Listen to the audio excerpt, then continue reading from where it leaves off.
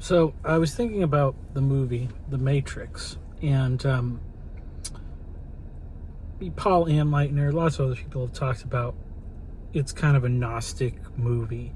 But I was thinking about how much it really paints the picture of the negative dystopia that we fear. Like, it has all the components within it. You know, you have like a computer controlled world, like artificial intelligence, which has, you know, kind of a robotic enforcement aspect. You have reproductive technology gone awry, you know, because people are bred in these pods. They're no longer free to reproduce as they want, and then you have, like, obviously the VR aspect of it, you know, the programming itself, that it's feeding you this illusion that you are completely unaware of. And, you know, that you can take all those elements exist in all sorts of other dystopic sci-fi fictions, but The Matrix really does a good job of wrapping them all up in one thing. And the interesting thing about it is that so many conservatives, and I'll say this is more, I think, a conservative, but I think because a lot of Christians tend to be conservative,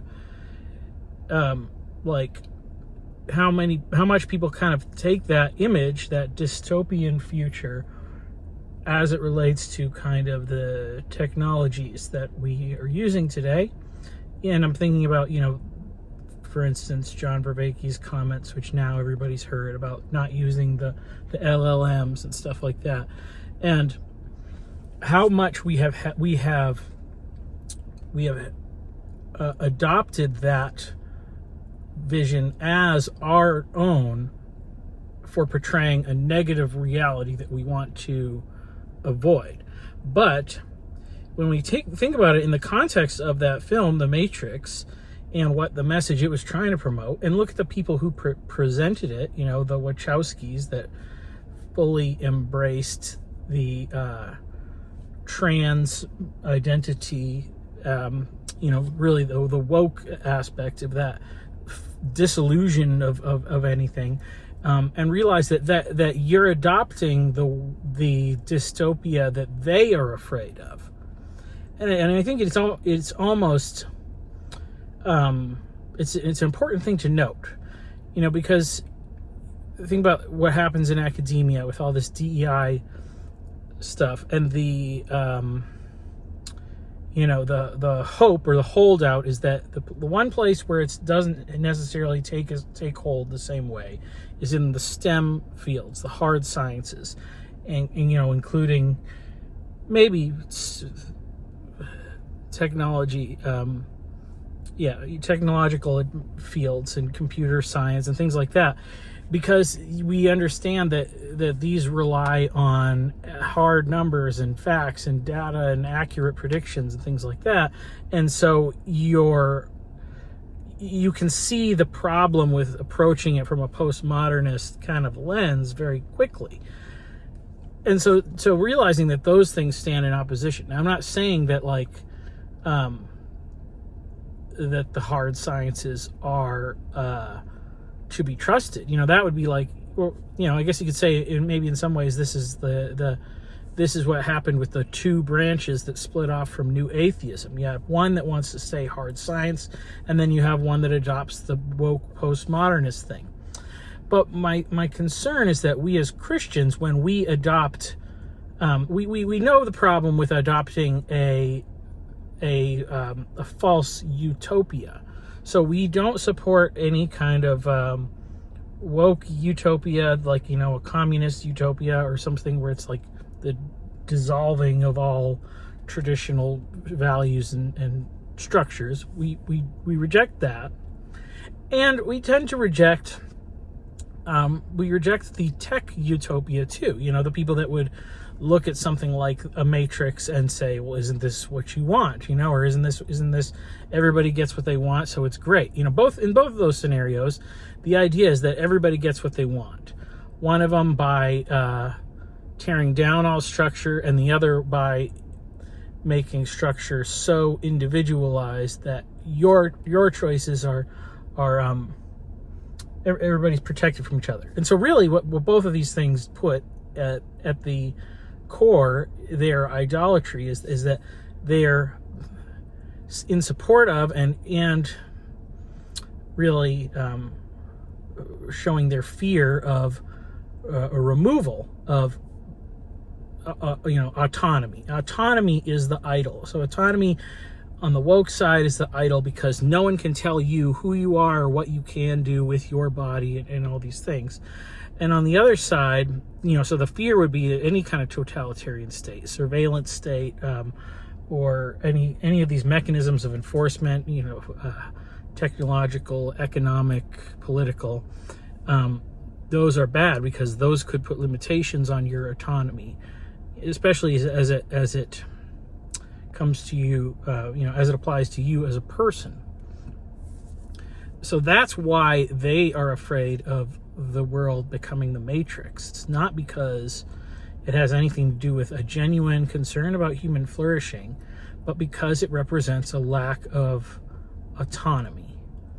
But on the other side of that, you kind of have a similar thing, at least for the people who would advocate for it, because it's autonomy in a different way. It's the creation of a billion individual universes for each person. Each person's plugged into the Matrix.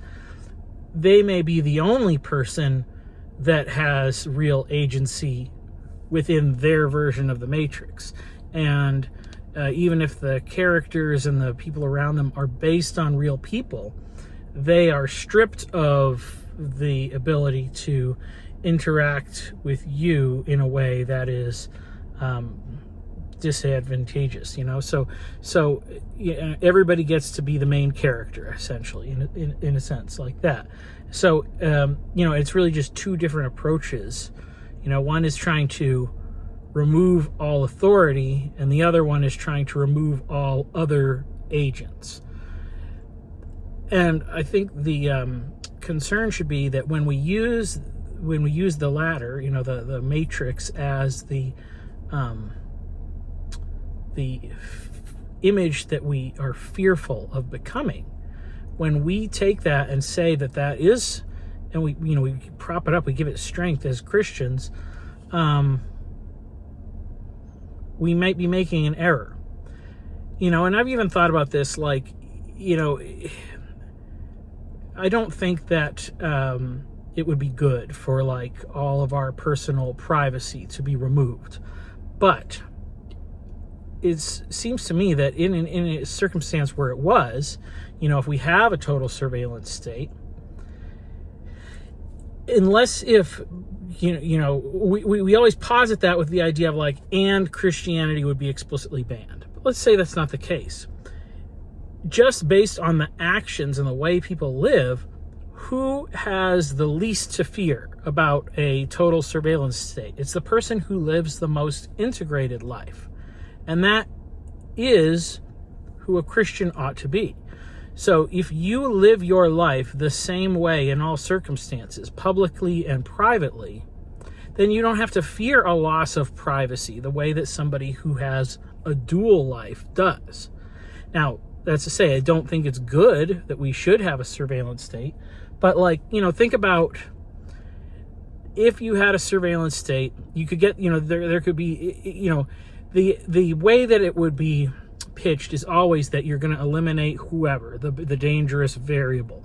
Now, the problem is once you get into all that kind of precog stuff, and you're using variables that are not trustworthy to eliminate them. But if you were to say it's going to happen anyway, and you're going to choose what parameters you're going to use the security state to kind of weed out, and maybe it doesn't mean, maybe it just means you are putting them in their own little sandbox, their little matrix sandbox. But it's okay, you could eliminate all of the really bad criminals that do the really bad stuff that really harms the most vulnerable people. much more quickly in like a total surveillance system. They could find that stuff out real quick and just take it out of there. But it's like, but if we value our, so we have to be cognizant of like, are we valuing our privacy because there's something there for some reason that we generally think we should protect it, or because we have the fear that our own little misdemeanors might be exposed? And this is like I'm saying, this is not a good scenario. I'm not saying I want this to happen, but like, it's just to realize that, because in some sense, if you believe in God, you're already in a surveillance state. You believe God knows your heart. You can hide thoughts more easily than actions, but you can't hide them from God. And so, God's going to, do all the sifting at the end of the age anyway.